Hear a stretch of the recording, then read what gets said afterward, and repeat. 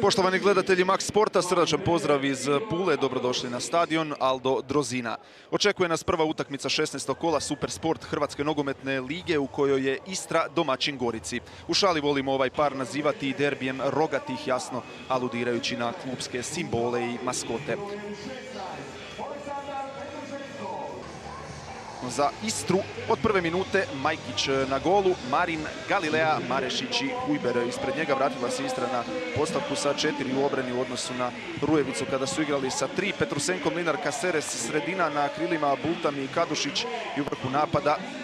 Prvo ime Istre u ovoj sezoni, Ante Erceg, autor 6 pogodaka.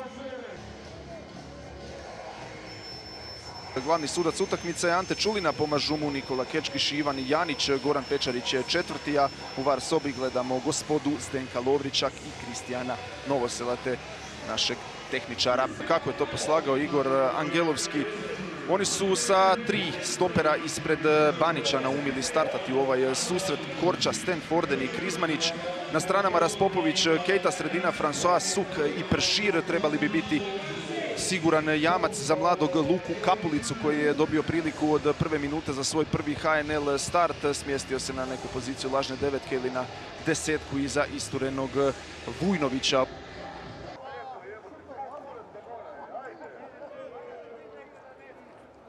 Ja se nadam.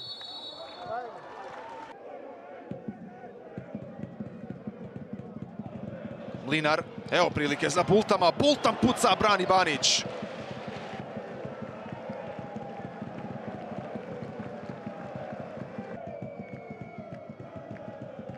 Hujber oštro u sredinu Greda.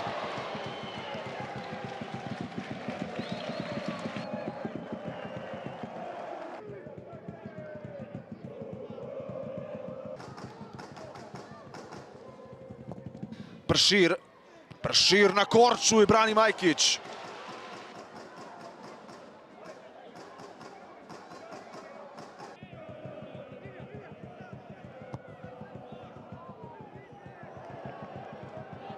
Prošlo ispod kopačke Kadušića, diže Hujber. Hujber, opasna lopta, čupa Banić. Na kraju gol out.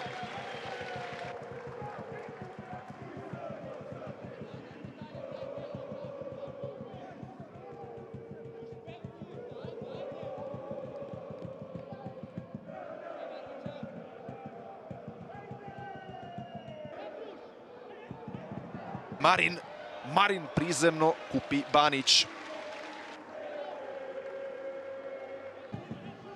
Hujber. Probio se Hujber, odlično odigrao do Kadušića. Kadušić povratna negdje na 10 metara. François je klizao. Hujber ima priliku za udarac i ovo je bilo blizu.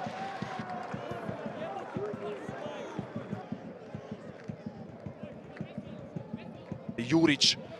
Stiže mu hitri Kejta. Jurić. Ovo je valjda bio udarac Jurića. Pršir, otvorila se prilika.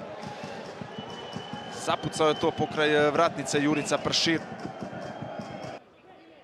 Marin u sredinu prema Ercegu. Hujber nije išao na udarac, odložio do Lauša. Lauš, to je ta ljevica o kojoj sam pričao.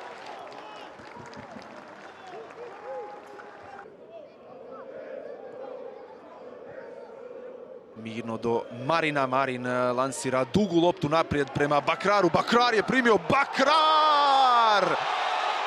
Kakav šukerovski potez Monsefa Bakrara. Ide pakleni šund na ulasku. Sudački dodatak ovog derbija rogatih.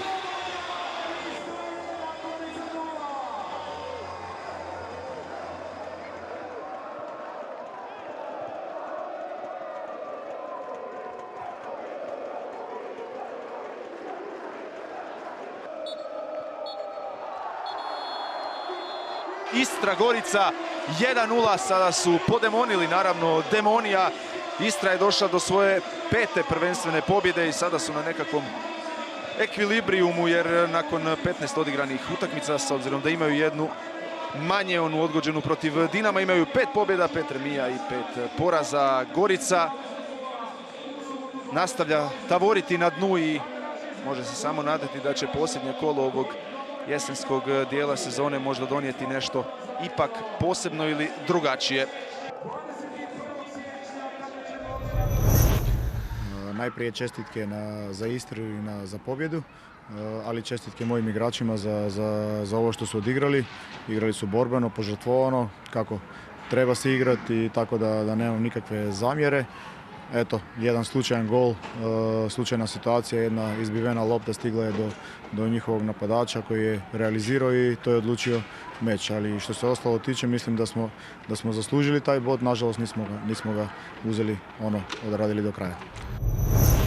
Yeah, not the most difficult, but of course when you play against a team that is defending very low with a lot of players in the area, also the rhythm on the game, they kill the rhythm on the game. It's very hard for a team to create the chances and to put a rhythm in the game. Also the pitch is not the best, so